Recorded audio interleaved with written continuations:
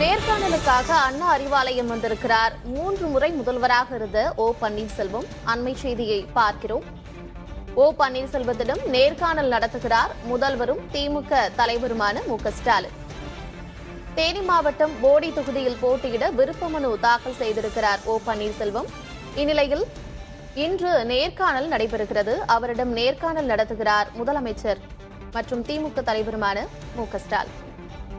விவரங்களோடு இணைந்திருக்கிறார் செய்தியாளர் ரமேஷ். ரமேஷ், என்ன விவரம்?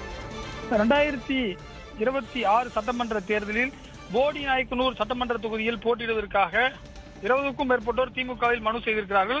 அந்த அடிப்படையில் ஓ பன்னீர்செல்வம் தற்போது அறிவாலயம் வந்திருக்கிறார்.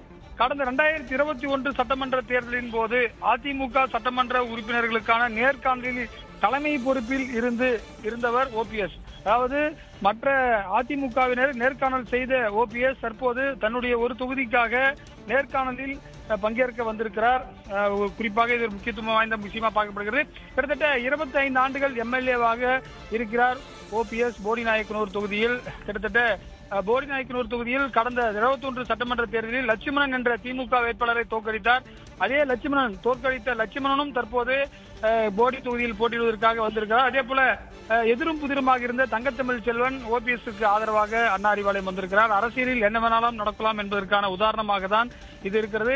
ஒரு முன்னாள் முதலமைச்சரே ஒரு சீட்டு கேட்டு அறிவாலயம் வந்திருக்கிறார். வழக்கமாக திமுகவில் இருப்பவர்கள் தான் முதலமைச்சர்களாக இருந்திருக்கிறார்கள்.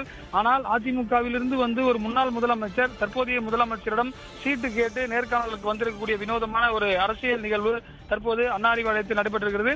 இன்னும் சிறிது நேரத்தில் அவர் நேர்காணலில் பங்கேற்கிறார். அவரிடம் பல்வேறு கேள்விகள், அவர் தொகுதியில் வாய்ப்பு கொடுத்தால் எப்படி செயல்படுவீர்கள், கட்சிக்காக என்ன செய்தீர்கள், அதே போல ஆர்ப்பாட்டம் போராட்டங்களில் எவ்வாறு பங்கேற்றீர்கள், எவ்வளவு செலவு செய்வீர்கள் என்பன போன்ற கேள்விகள் வழக்கமாக கேட்கப்படும்.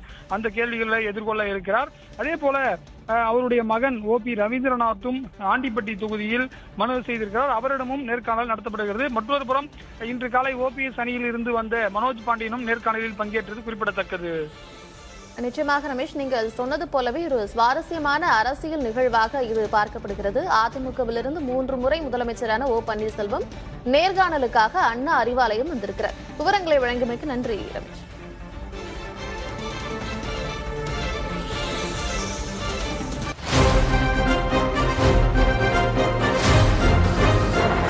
ஜனநாயக திருவிழா 2026